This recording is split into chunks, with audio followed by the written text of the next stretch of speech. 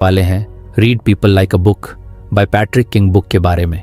हर इंसान के सोचने, समझने और व्यवहार करने का एक पैटर्न होता है। अगर हम इस पैटर्न को पहचानना सीख जाएं तो किसी के भी इरादों, भावनाओं और फैसलों को समझना और पहले से ही अंदाजा लगाना आसान हो सकता है। ये पैटर्न उनके बीते अनुभवों, भावनात्मक जरूरतों और मनोवैज्ञानिक स्थितियों से प्रभावित होता है। मतलब जो इंसान आज जैसा है वो उसकी पिछली जिंदगी में हुए अनुभवों का नतीजा है। अगर हम किसी के व्यवहार को ध्यान से देखें और समझें कि वो क्यों ऐसा कर रहा है तो हम उनके भविष्य के कदमों का अंदाजा भी लगा सकते हैं। मान लो आपका एक दोस्त हमेशा हर छोटी चीज पर जल्दी गुस्सा हो जाता है। आप नोटिस करते हो कि जब भी कोई उसकी किसी गलती पर ध्यान दिलाता है तो वो बचाव में आ जाता है और बहस करने लगता है। अगर आप उसकी पर्सनैलिटी को समझने की कोशिश करें तो हो सकता है कि उसका यह व्यवहार उसकी पुरानी जिंदगी से जुड़ा हो। शायद बचपन में उसे बहुत ज्यादा डांटा गया हो या उसे ऐसा महसूस कराया गया हो कि वो कभी सही नहीं होता। इसलिए अब जब भी कोई उसकी गलती निकालता है तो उसका दिमाग उसे बचाने के लिए तुरंत गुस्से से रिएक्ट करता है। अगर आपको यह पैटर्न समझ में आ जाए तो आप पहले से ही जान सकते हो कि अगली बार जब भी उसे उसकी गलती बताई जाएगी तो उसका रिएक्शन कैसा होगा। इसी तरह अगर आप किसी ऐसे इंसान को जानते हैं जो हर किसी की मदद करने के लिए हमेशा तैयार रहता है, भले ही उसे खुद परेशानी क्यों ना हो, तो इसका मतलब यह हो सकता है कि उसे अपनी वैल्यू दूसरों की खुशी में दिखती है। हो सकता है कि उसने अपने जीवन में ऐसा कुछ झेला हो जहां उसे प्यार और अपनापन तभी मिला हो जब उसने दूसरों की जरूरतों को खुद से ज्यादा अहमियत दी हो। इसलिए अब उसकी आदत बन गई है कि वो खुद को भूलकर भी दूसरों की मदद करे। अगर आप इस पैटर्न को पहचान लेंगे तो आप ये समझ सकते हैं कि वो क्यों बार बार ऐसा कर रहा है और यह भी जान सकते हैं कि आगे भी वो इसी तरह बर्ताव करेगा। लोगों के व्यवहार को समझने का एक और तरीका है उनके शब्दों और कार्यों के बीच के अंतर को देखना। कई बार लोग कुछ कहते हैं लेकिन उनका असली इरादा कुछ और होता है। मान लो आपका कोई सहकर्मी हमेशा कहता है कि उसे दूसरों की राय से फर्क नहीं होता, लेकिन जब भी कोई उसकी आलोचना करता है तो वो हफ्तों तक परेशान रहता है। इसका मतलब है कि उसके शब्द और उसके असली विचार मेल नहीं खाते। उसके कहने का मतलब है कि वो खुद को ऐसा दिखाना चाहता है जैसे उसे फर्क नहीं होता, लेकिन असल में उसे दूसरों की राय बहुत प्रभावित करती है। अगर आप इस पैटर्न को समझ जाएं तो आप पहले से ही जान सकते हैं कि अगर उसे फिर से कोई आलोचना करेगा तो वो फिर से परेशान हो जाएगा। लोगों के व्यवहार का विश्लेषण करते समय हमें यह भी देखना होता है कि वे अलग अलग परिस्थितियों में कैसे रिएक्ट करते हैं। उदाहरण के लिए कोई इंसान जो अपने दोस्तों के साथ बहुत मजाकिया और खुला हुआ लगता है लेकिन काम के माहौल में बेहद शांत और गंभीर हो जाता है, तो इसका मतलब ये हो सकता है कि वो अपने माहौल के हिसाब से खुद को ढालने में बहुत अच्छा है। लेकिन अगर कोई इंसान हर जगह एक जैसा व्यवहार करता है, जैसे कि हर समय बहुत गंभीर रहता है या हर समय मजाक करता रहता है, तो इसका मतलब है कि उसका व्यवहार उसके अंदरूनी व्यक्तित्व से जुड़ा हुआ है, न कि सिर्फ माहौल से। कई बार लोग दूसरों को प्रभावित करने के लिए एक नकली व्यक्तित्व अपनाते हैं, लेकिन अगर आप उनके व्यवहार को ध्यान से देखें तो उनके असली व्यक्तित्व को पहचान सकते हैं। मान लीजिए कोई व्यक्ति हमेशा यह दिखाने की कोशिश करता है कि वो बहुत कॉन्फिडेंट है, लेकिन जब उसे कोई मुश्किल सवाल पूछ लिया जाए तो वो असहज हो जाता है और बात बदलने की कोशिश करता है। इसका मतलब है कि उसका आत्मविश्वास दिखावटी हो सकता है। अगर आप इस तरह के पैटर्न्स को पहचानना सीख जाते हैं तो आप जान सकते हैं कि कौन असली में कैसा है और कौन सिर्फ दिखावा कर रहा है। हमारे व्यवहार के पैटर्न हमारे मनोवैज्ञानिक जरूरतों से भी जुड़े होते हैं। कुछ लोगों को यह जरूरत महसूस होती है कि वे हमेशा सही साबित हों, इसलिए वे कभी अपनी गलती मानते ही नहीं। कुछ लोगों को हर समय अटेंशन चाहिए होता है, इसलिए वे बार बार कुछ ऐसा करते हैं जिससे लोग उनकी ओर ध्यान दें। कुछ लोगों को कंट्रोल पसंद होता है, इसलिए वे हर चीज पर अपना हुक्म चलाने की कोशिश करते हैं। अगर आप यह समझ लें कि किसी इंसान की कौन सी जरूरत सबसे ज्यादा अहम है, तो आप ये भी अंदाजा लगा सकते हैं कि वह किस तरह से व्यवहार करेगा। अब सोचो, अगर आप किसी ऐसे व्यक्ति को जानते हैं जो हमेशा ग्रुप में अपनी बातें सबसे पहले रखता है, तो यह उसकी यह जरूरत दिखाती है कि वो सबसे ज्यादा ध्यान पाना चाहता है। अब अगर कोई और उसकी जगह ज्यादा बोलने लगे तो संभावना है कि वो खुद को असहज महसूस करेगा और किसी भी तरह से फिर से सबका ध्यान अपनी ओर खींचने की कोशिश करेगा। अगर आप इस पैटर्न को पहचान लेते हैं तो आपको यह समझने में मुश्किल नहीं होगी कि वो भविष्य में कैसे रिएक्ट करेगा। व्यवहार पैटर्न को समझने का एक और तरीका है लोगों के फैसलों का विश्लेषण करना। जब भी कोई बड़ा फैसला लेता है तो वह सिर्फ तात्कालिक स्थिति पर निर्भर नहीं करता, बल्कि उसके पिछले अनुभव, उसके डर और उसकी इच्छाएं भी इसमें बड़ी भूमिका निभाते हैं। मान लीजिए कोई व्यक्ति हर बार कोई नया अवसर मिलने पर भी उसे ठुकरा देता है क्योंकि उसे लगता है कि उसमें फेल होने का खतरा है। हो सकता है कि उसका यह डर उसकी पुरानी जिंदगी से जुड़ा हो, जहां उसने कोई बड़ा रिस्क लिया हो और उसे नाकामी मिली हो, इसलिए अब वो हर रिस्क से बचना चाहता है। अगर आपको हमारी फ्री समरी अच्छी लगती है तो आप हमारे चैनल को सब्सक्राइब कर सकते हैं, हमारी मेंबरशिप खरीद सकते हैं या हमें यूपीआई के थ्रू सपोर्ट कर सकते हैं। अब समरी पर वापस चलते हैं। अगर आप इस तरह के पैटर्न को पहचान लेते हैं तो आप पहले से अंदाजा लगा सकते हैं कि वह इंसान भविष्य में भी जोखिम लेने से बचेगा। इसी तरह अगर कोई व्यक्ति हमेशा हर मौके को तुरंत पकड़ लेता है और बिना सोचे समझे फैसले लेता है तो ये भी एक पैटर्न हो सकता है। हो सकता है कि उसने अपनी जिंदगी में यह सीखा हो कि मौके को तुरंत पकड़ लेना ही सफलता की कुंजी है, इसलिए वह बिना ज्यादा सोचे समझे हमेशा नए अवसरों को अपनाने के लिए तैयार रहता है। लोगों के व्यवहार पैटर्न को समझने से न सिर्फ हमें उनके बारे में जानने में मदद मिलती है, बल्कि हम अपने रिश्तों को भी बेहतर बना सकते हैं। अगर आप अपने किसी दोस्त, पार्टनर या सहकर्मी के व्यवहार के पीछे के कारणों को समझ लेते हैं तो आप उनके प्रति ज्यादा धैर्य रख सकते हैं और उनके साथ बेहतर तालमेल बना सकते हैं। आखिर में यह समझना जरूरी है कि कोई भी इंसान एक ही तरह का नहीं रहता। लोग समय के साथ बदलते हैं, लेकिन उनका बदलाव भी एक पैटर्न में ही होता है। अगर आप इस बदलाव के पैटर्न को भी पहचान लेते हैं तो आप यह भी समझ सकते हैं कि कोई व्यक्ति अपने जीवन में किस दिशा में बढ़ रहा है और उसका अगला कदम क्या हो सकता है।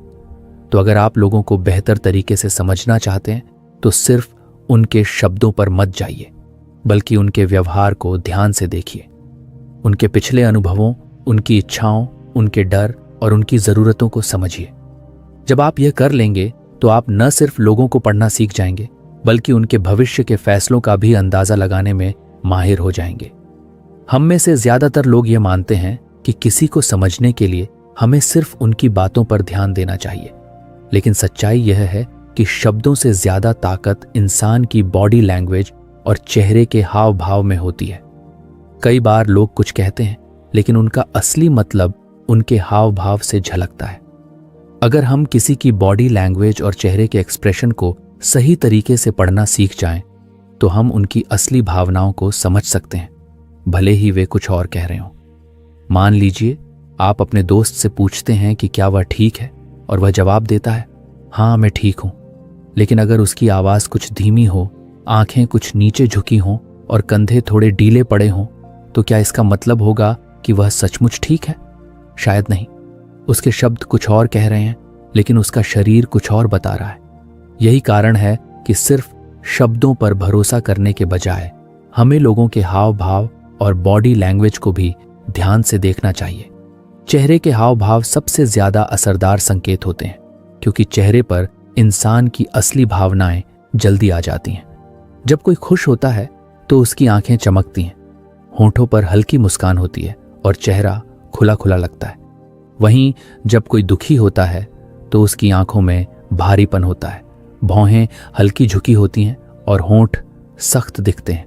डर, गुस्सा, हैरानी या चिंता, हर भावना का एक अलग एक्सप्रेशन होता है, और अगर हम इसे समझने लगे तो हमें किसी के भी मन की स्थिति का अंदाजा हो सकता है। अब मान लीजिए आपके ऑफिस में एक सहकर्मी हमेशा कहता है कि उसे किसी से कोई परेशानी नहीं है, लेकिन जब भी कोई खास व्यक्ति कमरे में आता है तो उसकी बॉडी लैंग्वेज बदल जाती है। उसका चेहरा कुछ सख्त हो जाता है, उसकी नजरें टकराने से बचती हैं और उसके हाथ अनजाने में मुट्ठी में बदल जाते हैं। इससे आपको यह समझने में देर नहीं लगेगी कि उसे उस व्यक्ति से वास्तव में कुछ परेशानी है, भले ही वह शब्दों में इससे इनकार कर रहा हो। बॉडी लैंग्वेज के दूसरे संकेतों में इंसान की मुद्राएं और हाव भाव शामिल होते हैं। उदाहरण के लिए, जब कोई व्यक्ति किसी बात में दिलचस्पी ले रहा होता है तो उसका शरीर सामने की ओर झुका होता है, उसकी आंखें व्यक्ति या विषय की ओर केंद्रित रहती हैं और उसकी भौहें हल्की सी ऊपर उठी होती हैं। लेकिन अगर कोई बोर हो रहा हो तो उसकी पीठ पीछे झुक जाती है, आंखें इधर उधर घूमने लगती हैं और उसके हाथ शायद कहीं टिके रहते हैं, जिससे पता चलता है कि वह बस समय काट रहा है। अब सोचिए, अगर आप किसी से बात कर रहे हैं और वह लगातार अपने पैरों को हिला रहा है, अपनी घड़ी देख रहा है या बार बार फोन चेक कर रहा है, तो इसका क्या मतलब होगा? इसका सीधा संकेत यह हो सकता है कि वह व्यक्ति बेचैन है या बातचीत में ज्यादा दिलचस्पी नहीं ले रहा। इस तरह के छोटे छोटे संकेत हमें बता सकते हैं कि सामने वाला व्यक्ति वास्तव में क्या महसूस कर रहा है। कई बार लोग अपनी भावनाओं को छिपाने की कोशिश करते हैं, लेकिन उनके शरीर से कुछ ना कुछ संकेत निकल ही जाते हैं। उदाहरण के लिए, जब कोई झूठ बोलता है तो वह आमतौर पर आंखों से नजरें मिलाने से बचता है, बार बार अपनी नाक या चेहरे को छूता है, या फिर उसकी आवाज में हल्का बदलाव आ जाता है। अगर आप इन संकेतों को पकड़ने लगें तो आप यह पहचान सकते हैं कि कब कोई सच बोल रहा है और कब नहीं। हालांकि यह समझना भी जरूरी है कि किसी एक संकेत को देखकर ही कोई नतीजा निकालना सही नहीं होगा। किसी की आंखें झुकी हुई हैं, इसका मतलब यह नहीं कि वह जरूर उदास है। हो सकता है कि वह सिर्फ थका हुआ हो। किसी ने अपनी बाहें मोड़ ली हैं, इसका मतलब यह नहीं कि वह आपसे नाराज है। हो सकता है कि उसे ठंड लग रही हो। इसलिए हमें हमेशा संदर्भ को भी ध्यान में रखना चाहिए। अगर कोई व्यक्ति बातचीत के दौरान लगातार रक्षात्मक मुद्रा में रहता है, तो हमें यह देखना होगा कि यह उसके स्वभाव का हिस्सा है या वह किसी खास परिस्थिति में ऐसा कर रहा है। इसके अलावा बॉडी लैंग्वेज को पढ़ते समय हमें अलग अलग संकेतों का समूह, क्लस्टर्स, देखना चाहिए। सिर्फ एक संकेत को देखकर ही कोई नतीजा निकाल लेना सही नहीं होगा। उदाहरण के लिए, अगर कोई इंसान अपनी बाहें मोड़कर खड़ा है तो इसका यह मतलब नहीं कि वह रुखा या गुस्से में है। लेकिन अगर उसी के साथ उसकी भौहें तनी हुई हैं, होंठ थोड़े सख्त हैं और शरीर कुछ पीछे झुका हुआ है, तो यह संकेत मिलकर यह दिखा सकते हैं कि वह व्यक्ति वास्तव में किसी चीज से नाराज है या रक्षात्मक महसूस कर रहा है। अब एक और उदाहरण लेते हैं। मान लीजिए कोई व्यक्ति आपसे बात कर रहा है और बीच बीच में मुस्कुरा रहा है, लेकिन उसकी आंखों में वह खुशी नहीं झलक रही। उसकी मुस्कान सिर्फ उसके होंठों तक सीमित है, आंखें कुछ थकी हुई दिख रही हैं और वह बार बार अपनी गर्दन को छू रहा है। इसका मतलब हो सकता है कि वह दिखावे के लिए मुस्कुरा रहा है, लेकिन अंदर से परेशान या असहज महसूस कर रहा है। लोगों को पढ़ने की यह कला सिर्फ व्यक्तिगत रिश्तों में ही नहीं, बल्कि पेशेवर जीवन में भी बहुत फायदेमंद होती है। मान लीजिए आप किसी मीटिंग में हैं और आपका बॉस कहता है कि उसे आपकी प्रोजेक्ट रिपोर्ट पसंद आई, लेकिन उसके चेहरे पर खुशी की जगह हल्की झुंझलाहट दिख रही है और उसके हाथ टेबल पर बेजान से पड़े हैं। इसका मतलब हो सकता है कि वह बस औपचारिकता निभा रहा है, लेकिन वास्तव में रिपोर्ट से संतुष्ट नहीं है। अगर आप इस संकेत को पकड़ लेते हैं तो आप समय रहते रिपोर्ट में सुधार कर सकते हैं और भविष्य में बेहतर प्रभाव छोड़ सकते हैं। बॉडी लैंग्वेज और चेहरे के हाव भाव को पढ़ने का एक और बड़ा फायदा यह है कि यह हमें किसी की ईमानदारी को परखने में मदद करता है। मान लीजिए कोई व्यक्ति आपको बता रहा है कि उसने कोई गलती नहीं की, लेकिन उसके बोलने के दौरान उसकी आवाज में हिचकिचाहट है, वह अपनी आंखें बार बार घुमा रहा है और उसके हाथों की उंगलियां आपस में मली जा रही हैं। ये संकेत बता सकते हैं कि वह पूरी तरह से सच नहीं बोल रहा। लैंग्वेज को पढ़ना एक कला है और यह धीरे धीरे अभ्यास करने से ही आता है। अगर आप रोजमर्रा की जिंदगी में लोगों के हाव भाव और चेहरे के एक्सप्रेशन पर ध्यान देने लगें, तो आपको धीरे धीरे यह समझ आने लगेगा कि कौन से संकेत क्या दर्शाते हैं। आखिर में यह समझना जरूरी है कि हर इंसान अलग होता है और किसी की बॉडी लैंग्वेज को पढ़ने का सबसे अच्छा तरीका यह है कि पहले उनकी सामान्य आदतों को नोटिस किया जाए। अगर कोई व्यक्ति आमतौर पर बहुत एनर्जेटिक रहता है, लेकिन किसी दिन वह चुपचाप बैठा हुआ दिखे, तो यह एक संकेत हो सकता है कि कुछ गलत है। इसी तरह कोई व्यक्ति जो हमेशा शांत रहता है, अगर अचानक बहुत ज्यादा हाव भाव दिखाने लगे, तो यह भी असामान्य हो सकता है।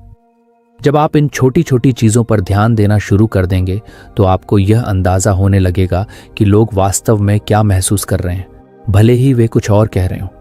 इससे न सिर्फ आपकी समझने की क्षमता बढ़ेगी, बल्कि आप दूसरों के साथ ज्यादा अच्छे और प्रभावी तरीके से संवाद भी कर पाएंगे। हर इंसान जो कुछ भी करता है, उसके पीछे कोई ना कोई वजह होती है। कोई मेहनत करता है क्योंकि उसे सफलता चाहिए, कोई बचत करता है क्योंकि उसे भविष्य की चिंता होती है, कोई किसी की मदद करता है क्योंकि उसे खुशी मिलती है, और कोई झूठ बोलता है क्योंकि वह किसी मुसीबत से बचना चाहता है। अगर हम यह समझ लें कि किसी इंसान को किस चीज़ से खुशी मिलती है और किस चीज़ से डर लगता है, तो हम यह अंदाज़ा लगा सकते हैं कि वह आगे कैसे व्यवहार करेगा। असल में हर इंसान के दो बड़े मोटिवेशन ड्राइवर्स होते हैं, खुशी पाना और दर्द से बचना। यानी लोग वही करते हैं जो या तो उन्हें अच्छा महसूस कराए या फिर उन्हें किसी तकलीफ से बचाए। अगर आप किसी के व्यवहार को ध्यान से देखें तो आपको यह समझ में आने लगेगा कि वह किन चीज़ों की तरफ खींचता है और किन चीज़ों से दूर भागता है।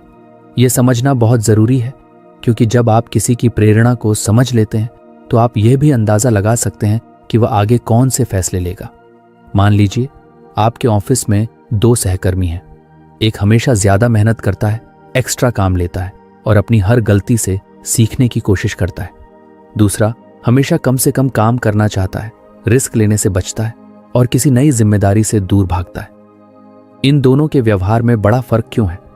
पहले वाले व्यक्ति को सफलता से खुशी मिलती है, शायद उसे प्रमोशन चाहिए या वह अपने काम से अपनी पहचान बनाना चाहता है।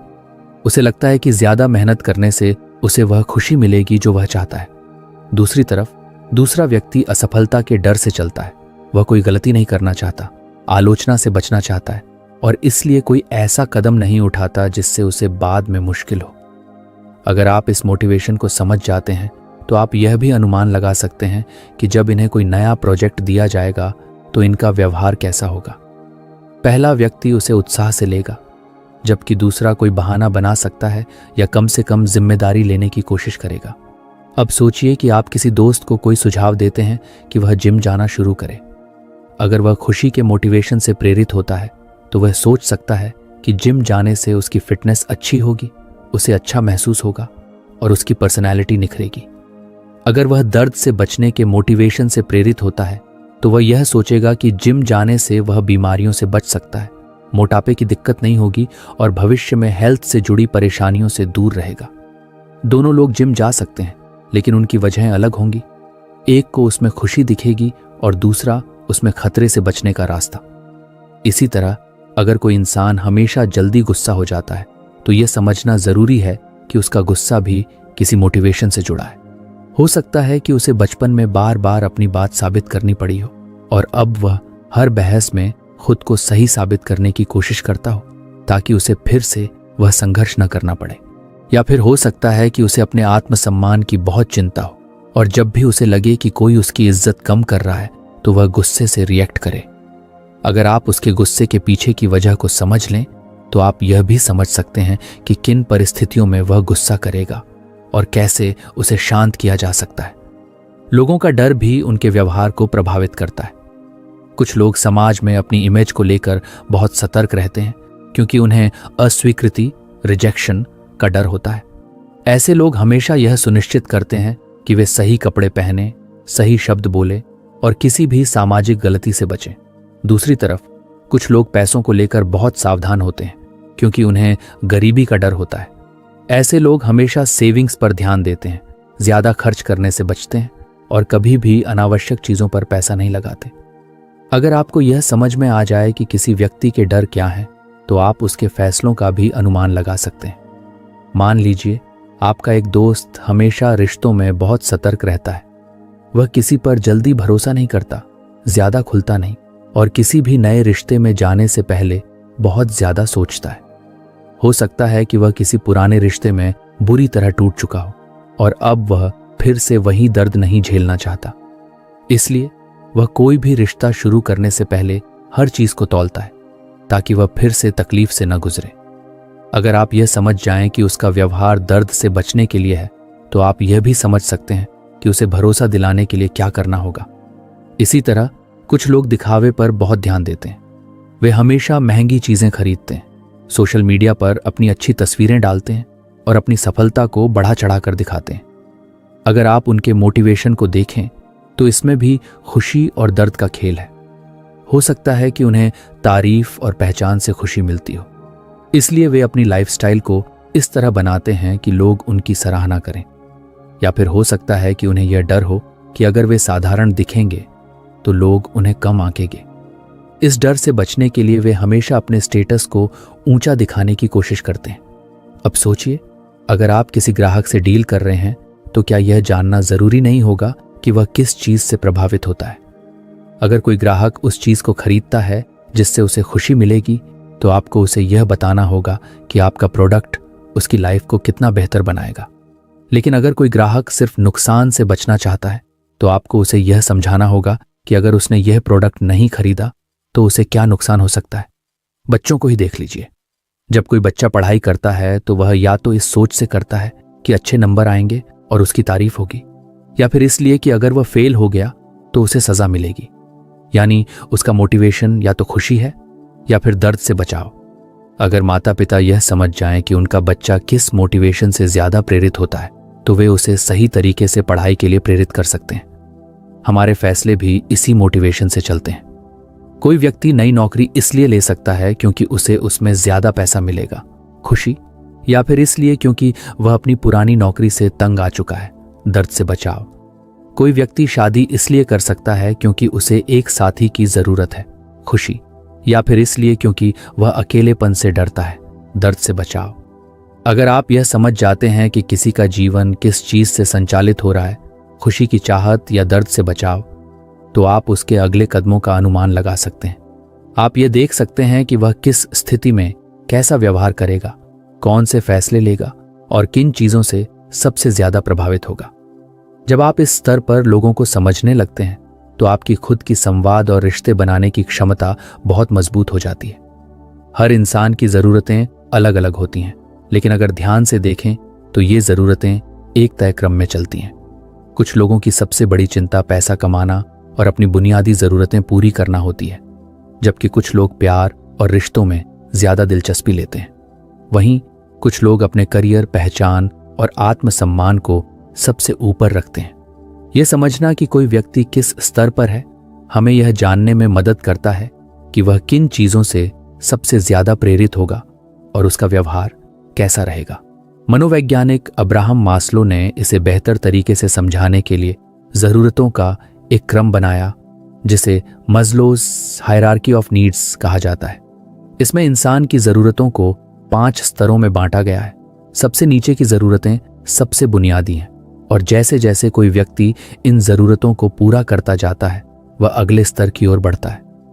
अगर आप यह पहचान लेते हैं कि कोई व्यक्ति इस सीढ़ी पर कहाँ खड़ा है, तो आप यह भी समझ सकते हैं कि वह किस चीज से सबसे ज्यादा प्रभावित होगा और भविष्य में कैसे निर्णय लेगा। सबसे पहला स्तर शारीरिक जरूरतों का होता है। इसमें खाना, पानी, नींद और बुनियादी आराम जैसी चीजें आती हैं। अगर किसी व्यक्ति की ये बुनियादी जरूरतें पूरी नहीं हो रही हैं, तो उसका पूरा ध्यान इन्हीं चीजों पर रहेगा। उदाहरण के लिए, अगर कोई व्यक्ति बेरोजगार है और उसके पास पैसे नहीं हैं, तो उसकी सबसे बड़ी चिंता यह होगी कि वह अपनी रोजमर्रा की जरूरतों को कैसे पूरा करे। उसे इस समय रिश्तों या आत्मसम्मान जैसी चीजों की फिक्र नहीं होगी, क्योंकि उसका दिमाग पहले यह सुनिश्चित करेगा कि वह जीवित रह सके। अब सोचिए, अगर कोई इंसान खाने के लिए संघर्ष कर रहा है और आप उससे यह कहें कि उसे अपने आत्मविकास पर ध्यान देना चाहिए, तो क्या वह इसे गंभीरता से लेगा? शायद नहीं, क्योंकि उसकी प्राथमिकता अभी सिर्फ अपने पेट की भूख मिटाना है। यही कारण है कि जब हम किसी से बात करते हैं तो हमें पहले यह देखना चाहिए कि उसकी जरूरतें किस स्तर की हैं। अगर कोई इंसान बुनियादी जरूरतों को पूरा करने में लगा हुआ है, तो उसे किसी बड़ी प्रेरणा की बात करने से पहले उसकी मौजूदा स्थिति को समझना जरूरी है। दूसरा स्तर सुरक्षा की जरूरतों का है। इसमें नौकरी की स्थिरता, घर, सेहत और भविष्य की सुरक्षा जैसी चीजें आती हैं। अगर किसी व्यक्ति की शारीरिक जरूरतें पूरी हो गई हैं, तो अब वह अपनी जिंदगी में स्थिरता चाहता है।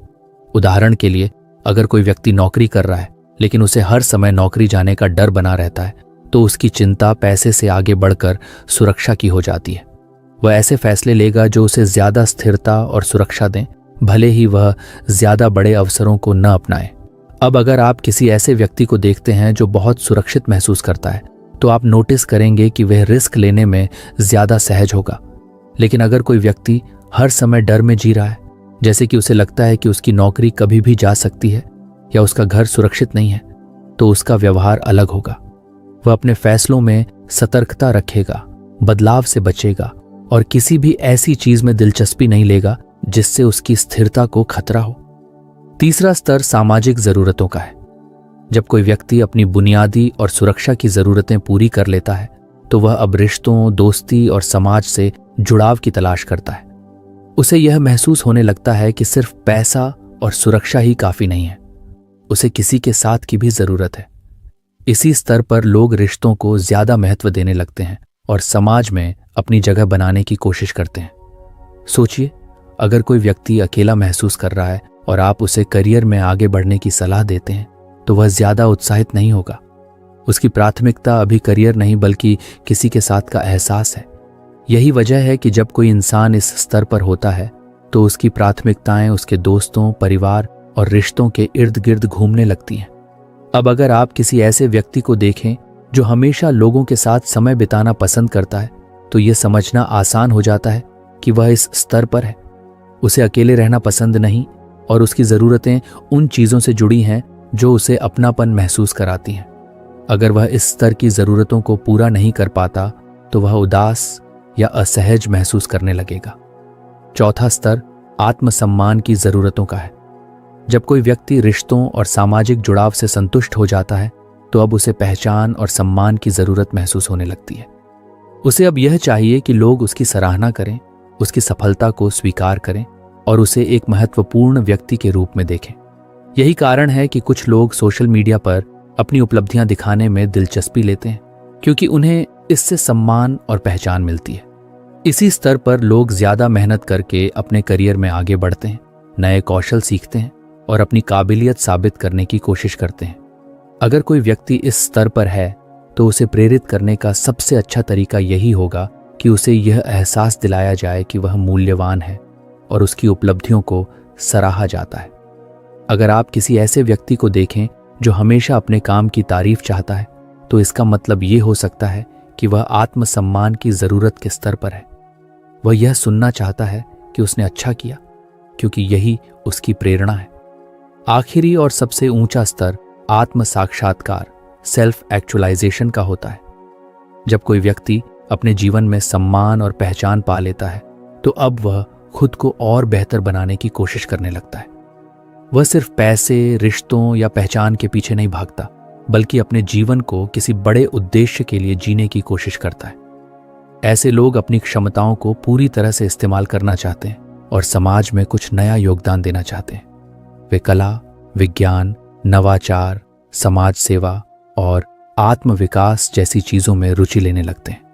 अब सोचिए, अगर कोई व्यक्ति इस स्तर पर है और आप उससे सिर्फ पैसे कमाने की बात करते हैं तो उसे यह ज्यादा प्रेरित नहीं करेगा क्योंकि उसकी प्राथमिकताएं अब अलग हो चुकी हैं।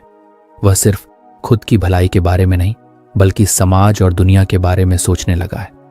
अगर आप यह समझ जाते हैं कि कोई व्यक्ति मास्लो की इस जरूरतों की सीढ़ी पर कहां खड़ा है तो आप यह अंदाजा लगा सकते हैं कि वह किन चीजों से सबसे ज्यादा प्रभावित होगा। किसी की जरूरतें अगर बुनियादी हैं तो उसे सुरक्षा और स्थिरता चाहिए। अगर वह रिश्तों की तलाश में है तो उसे अपनापन चाहिए। अगर वह पहचान चाहता है तो उसे सराहना चाहिए और अगर वह आत्म साक्षात्कार के स्तर पर है तो उसे कुछ ऐसा चाहिए जो उसके जीवन को एक गहरे उद्देश्य से जोड़ सके। जब आप इस मॉडल को अपने रोजमर्रा के जीवन में इस्तेमाल करने लगते हैं तो आपको लोगों को समझने में आसानी होती है। आप ये जान पाते हैं कि कौन किस चीज से प्रेरित होगा, कौन किस तरह के फैसले लेगा और किसे किस तरीके से प्रेरित किया जा सकता है। इससे न सिर्फ आपके रिश्ते मजबूत होते हैं बल्कि आप लोगों के साथ ज्यादा गहरी समझ भी बना पाते हैं। हर इंसान के भीतर एक अहंकार, ईगो होता है जो उसे खुद को अच्छा महसूस कराने और आत्मसम्मान को बनाए रखने में मदद करता है। जब भी कोई चीज हमारे आत्मसम्मान को चोट पहुंचाती है या हमें असुरक्षित महसूस कराती है तो हमारा दिमाग हमें उस तकलीफ से बचाने के लिए कुछ तरीके अपनाने लगता है। ये तरीके डिफेंस मैकेनिज्म्स कहलाते हैं। ये हमें मानसिक और भावनात्मक रूप से सुरक्षित रखने की कोशिश करते हैं, लेकिन कई बार हम खुद भी नहीं समझ पाते कि हम इनका इस्तेमाल कर रहे हैं। अगर हम ये पहचान सकें कि कोई व्यक्ति किस तरह अपने अहंकार की रक्षा कर रहा है तो हम उसकी असली भावनाओं और डर को समझ सकते हैं। सोचिए, अगर कोई व्यक्ति बार बार अपनी गलतियों को नजरअंदाज करता है और हमेशा दूसरों को दोष देता है तो इसका क्या मतलब है? हो सकता है कि वह अपनी गलतियों को स्वीकार करने से बच रहा हो, क्योंकि इससे उसका आत्मसम्मान चोटिल हो सकता है। वह यह सोच भी नहीं सकता कि वह गलती कर सकता है, इसलिए उसका दिमाग उसे एक आसान रास्ता दिखाता है, दूसरों को दोष देने का। यह एक डिफेंस मैकेनिज्म है जिसे प्रोजेक्शन कहते हैं, जिसमें इंसान अपनी कमजोरियों को दूसरों में देखने लगता है। अब मान लीजिए कोई व्यक्ति बहुत गुस्से वाला है, लेकिन वह खुद को शांत और संयमित दिखाने की कोशिश करता है। जब भी कोई उससे कहता है कि वह बहुत गुस्सैल है, तो वह तुरंत जवाब देता है, मैं गुस्सैल नहीं हूं, तुम खुद बहुत चिड़चिड़े हो। यह भी प्रोजेक्शन का एक उदाहरण है, क्योंकि वह अपनी नकारात्मक भावना को स्वीकार करने की बजाय उसे दूसरों पर डाल रहा है। अगर आप इस पैटर्न को समझ जाते हैं, तो आप यह पहचान सकते हैं कि उसका असली डर यह है कि वह खुद को गुस्से वाला व्यक्ति मानने से डरता है। एक और आम डिफेंस मैकेनिज्म है डिनायल, इनकार करना। इसमें व्यक्ति किसी सच्चाई को स्वीकार करने से ही इनकार कर देता है, चाहे वह कितनी भी साफ क्यों ना हो।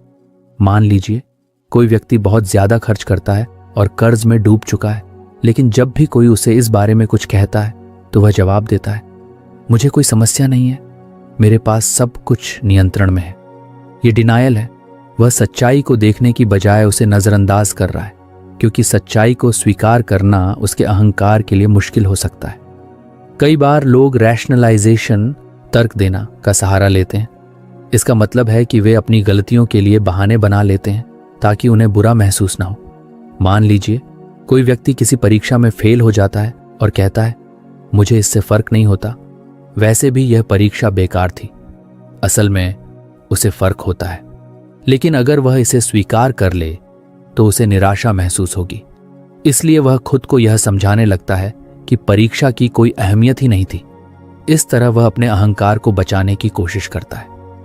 एक और दिलचस्प डिफेंस मैकेनिज्म है रिप्रेशन, दबाना। इसमें व्यक्ति अपने दर्दनाक अनुभवों या भावनाओं को अपने अवचेतन मन में दबा देता है ताकि उसे इनसे न जूझना पड़े। मान लीजिए किसी बच्चे को बचपन में बहुत डांटा गया हो, लेकिन जब वह बड़ा हो जाता है तो उसे अपने बचपन की ये बातें याद ही नहीं रहती। ये इसलिए होता है क्योंकि उसका दिमाग इन कड़वी यादों को इतनी गहराई में दबा देता है कि वे सतह पर आती ही नहीं।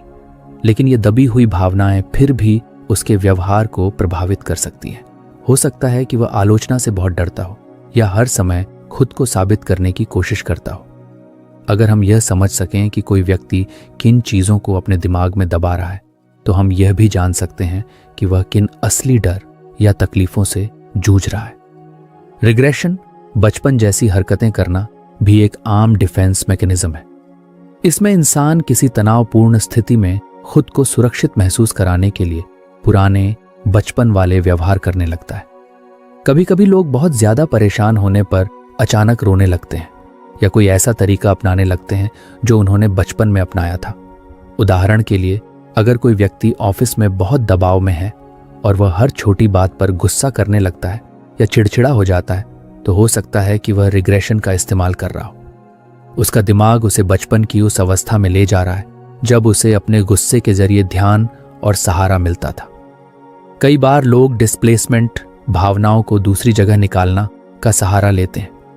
इसमें इंसान अपनी असली भावनाओं को उस व्यक्ति पर नहीं निकालता जिससे वह परेशान है, बल्कि किसी और पर निकाल देता है।